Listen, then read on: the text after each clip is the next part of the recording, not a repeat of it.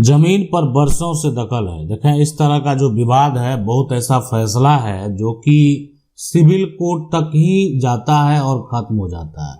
बहुत ऐसा विवाद है जो हाई कोर्ट तक जाता है, लोग उसको स्वीकार कर लेते हैं।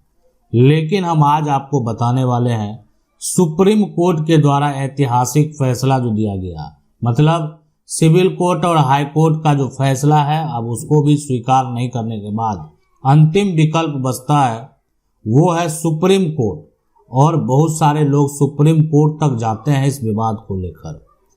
देखा, जमीन पर अगर आपका बरसों से दखल, आज से नहीं है, कई बरसों से, दादा परदादा के समय से आप उस जमीन पर कायम हैं, और आज जो है वो जमीन कोई जो है अपना बता रहा है, या आपके जमीन में जो है, यानी आप कह सकते हैं जमीन को जब मेजर करता है, जमीन को जब नापता है, तो आपके घर को जो वो व्यक्ति अपना बता रहा है, या आपकी जमीन पर जो है वो व्यक्ति आज अपना दावा कर रहा है। तो जमीन का देखें, यहाँ पर हम उनके लिए बात करेंगे जिनके पास जमीन का कोई कागज नहीं है, लेकिन परंतु बरसों से दखल तो है, यानी आज से दखल नहीं है, बरसों से दखल है। वैसे व्यक्ति का क्या होगा?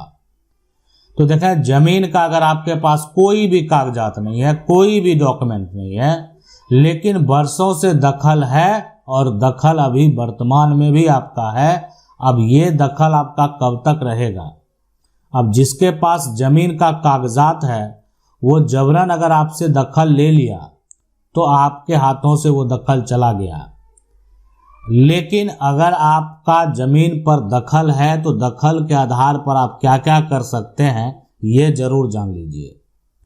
अब देखें, जमीन का अगर कोई कागज नहीं है तो क्या कहता है सरकार का नियम कानून, मतलब सरकार के द्वारा जो इसके लिए नियम और कानून बनाए गए हैं, वो क्या कहता है। और जमीन का कोई कागज नहीं है तो सुप्रीम कोर्ट का क्या फैसला है। आज सुप्रीम कोर्ट के उस जजमेंट की बात करेंगे जहां पर कब्जा को लेकर विवाद, यानी कब्जा को लेकर जो मामला है वो सुप्रीम कोर्ट तक पहुंच गया है। तो देखें, जमीन का अगर आपके पास कोई कागज नहीं है लेकिन बरसों से दखल है, तो कब्जा के आधार पर जो है आप एक दावा कर सकते हैं, और वो दावा होता है प्रतिकूल कब्जा का। अगर आपका कब्जा जो है वो शांतिपूर्ण है, लंबे समय से है, 12 साल से अधिक समय से है, यानी आपका कब्जा 12 साल से अगर अधिक समय से है, शांतिपूर्ण कब्जा है, वैसी सिचुएशन, वैसी कंडीशन में आप क्या कर सकते हैं, प्रतिकूल कब्जा का दावा कर सकते हैं, यानी मालिकाना हक का दावा कर सकते हैं। लेकिन इसके लिए आपको जो है प्रतिकूल कब्जा साबित करना पड़ेगा। प्रतिकूल कब्जा साबित करेंगे कि आपका कब्जा लंबे समय से है, शांतिपूर्ण है, जमीन मालिक के तरफ से किसी प्रकार का कोई भी जो है कानूनी प्रक्रिया नहीं किया गया है, और बहुत लंबे समय से, दादा परदादा के समय से आप इस जमीन का उपयोग कर रहे हैं, आपके पास कोई भी डॉक्यूमेंट नहीं है। अब जिनके पास जमीन का कोई कागजात नहीं है, सरकार का नियम कानून ये भी कहता है कि देखें, जमीन पर अगर आपका दखल है, दखल बरकरार है, और जमीन पर अगर आप मकान जो है वो बना लिए हैं, जमीन पर अगर कोई, यहाँ पर आप कह सकते हैं झोपड़ी ही बना लिए हैं, लेकिन कुछ ऐसा कंडीशन है कि जमीन आपके पास और कोई जमीन नहीं है, आप भूमिहीन हैं, आपके पास जमीन के नाम पर कहीं पर कुछ नहीं है, तो वैसे कंडीशन में आपका झोपड़ी नहीं तोड़ा जा सकता है। सरकार का नियम कानून ये कहता है कि वैसे व्यक्ति को जीवन यापन करने के लिए जमीन का पर्चा दे दिया जाए, जमीन का बंदोबस्त कर दिया जाए, है ना, बंदोबस्ती जो है वो आपके नाम कायम होगा। अब वो निजी हो, सरकारी हो, अब सरकार का नियम कानून कहता है जिस पर वो कायम है उस पर फिलहाल उसको नहीं हटाया जाएगा।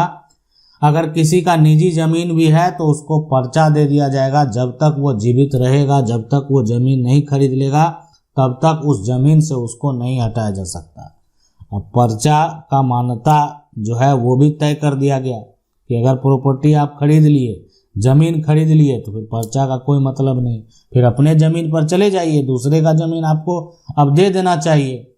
ये हो गया। दूसरा यहाँ पर जो है कि पर्चा की अगर बात है कि पर्चा तो दे दिया गया है, लेकिन उस पर्चा जिसके नाम से है उस व्यक्ति की मृत्यु हो जाती है, तो उस केस में भी उस पर्चा का मान्यता खत्म होगा। बेटा जो है, बेटा के पास जमीन नहीं है तो फिर बेटा जो है हो सकता है आगे दावा करे, लेकिन अगर बेटा जमीन खरीद लिया है तो वो उसका दावा जो है वो आगे खारिज हो जाएगा, उसका दावा अवैध माना जाएगा। अगर उन्होंने अपने नाम से जमीन करवा भी लिया तो वो एक तरह से आप कह सकते हैं उसका फर्जी कागजात हो गया, जाली दस्तावेज हो गया। इसलिए कि यहाँ पर हो गया कि आप गलत जानकारी देकर, कोई भी अगर जो है गलत जानकारी दिया, ठीक है, और गलत जानकारी के आधार पर, है ना, गलत जानकारी के आधार पर जमीन को प्राप्त करना हो गया।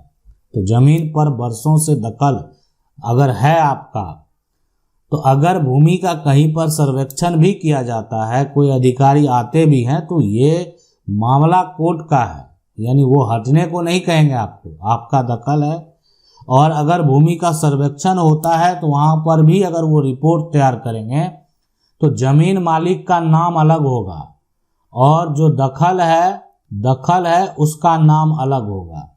मतलब ये भी मेंशन वो कर लेंगे कि देखें इस जमीन का कागजात तो किसी और के पास है, लेकिन दखल अभी वर्तमान में अगर जो जांच किया गया इनका है। ऐसे बहुत सारे जो पूर्वज के कागजात आप देखे होंगे, जो भूमि सर्वेक्षण के बाद है दखल के आधार पर जो है किसी का सिकमी बना दिया गया, किसी का अवैध दखल यहाँ पर लिख दिया गया, और जमीन पर जो है जमीन मालिक जो पुराने जमीन मालिक थे उन्हीं का या उन्हीं के वंशज का नाम को दर्ज किया गया। तो इसलिए अवैध दखल जो है, अवैध दखल से जमीन आखिर कोई कैसे प्राप्त करता है ये तो हम आपको बताएंगे ही, लेकिन जिसका वर्षों से दखल है उसके पास क्या अधिकार है ये आप जरूर समझ लिए होंगे। आज बात करेंगे सुप्रीम कोर्ट के उस जजमेंट की। विवाद सिविल कोर्ट से शुरू हुआ, यानी सिविल कोर्ट से विवाद शुरू हुआ, उसके बाद जो है सिविल कोर्ट का फैसला जो है आप मान लेते एक पक्ष नहीं माना, उसके लिए आगे विकल्प है कि वो हाई कोर्ट में जाकर अपील कर सकता है। अब हाई कोर्ट का फैसला मान लेते हैं दूसरे पक्ष में आ गया, वो नहीं माना, तो आगे जो फैसला अंतिम निर्णय होगा वो सुप्रीम कोर्ट का होगा। अब सुप्रीम कोर्ट ने जो फैसला दे दिया तो उसको स्वीकार करना पड़ेगा, यानी उसको तो अब स्वीकार आपको करना ही पड़ेगा, वो अंतिम निर्णय है। तो आज जो जजमेंट बात करें हैं ये सुप्रीम कोर्ट का फैसला है, सुप्रीम कोर्ट का जजमेंट है, यानी जिसके बीच में विवाद हुआ है वो है यहाँ पर रविंदर, है ना, रविंदर, और यहाँ पर दूसरा बनाम जो है बनाम मंजीत। तो रविंदर और मंजीत के बीच में विवाद हुआ जमीन कब्जा को लेकर। अब यहाँ पर प्रतिकूल के कब्जा के आधार पर कोई व्यक्ति दावा करता है, इस जजमेंट को आप पढ़ेंगे तो प्रतिकूल कब्जा को लेकर आज से नहीं लगभग कह रहा है कि ये जो है सैकड़ों वर्ष से जो है एक तरह से जमीन कब्जा का ये विवाद जो है चलते आया है। अब कब्जा के आधार पर कोई व्यक्ति यहाँ पर मालिकाना हक का दावा कर सकता है, ऐसा सुप्रीम कोर्ट का भी कहना है। लेकिन अगर कोई कब्जा के आधार पर जो है एक तरह से अगर यहाँ पर ये दावा करता है, अब यहाँ पर बात करेंगे सबसे पहले केस नंबर की, ताकि केस नंबर से आप इसका डिटेल जो है वो निकाल सकते हैं। तो इसका जो केस नंबर है यानी सिविल अपील नंबर जो है वो है 7764 ऑफ 2014। तो ये जो केस नंबर है यहाँ पर जाकर आप सुप्रीम कोर्ट का जो है रविंदर और मंजीत के बीच में जो विवाद हुआ जमीन कब्जा को लेकर, इस जजमेंट को जाकर पढ़ सकते हैं। इसमें सुप्रीम कोर्ट ने भी कहा कि देखिए कब्जा के आधार पर मालिकाना हक का दावा किया जा सकता है, लेकिन अब डिपेंड करता है कि आखिर उसका कब्जा कब से है, और कब्जा करने वाला व्यक्ति को भी ये साबित करना पड़ेगा कि उसका कब्जा जो है शांतिपूर्ण है, लंबे समय से है। इन सभी तथ्य को देखने के बाद ही किसी प्रकार का जो एक तरह से आप कह सकते हैं जो रिजल्ट है, फैसला है, किसी एक पक्ष में दिया जाएगा।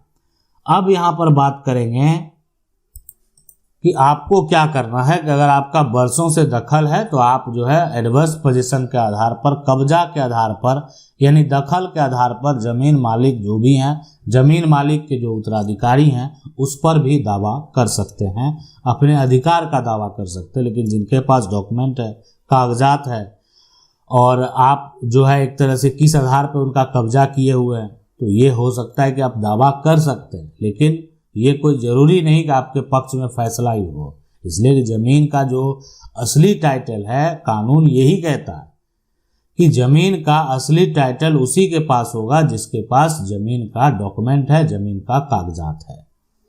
आशा करते हैं वीडियो अच्छा लगा होगा। वीडियो को लाइक जरूर कर दें। चैनल को पहली बार देख रहे हैं, सब्सक्राइब करके जो बेल आइकन है उसको जरूर दबाना। मिलते हैं अगले वीडियो में, तब तक के लिए जय हिंद।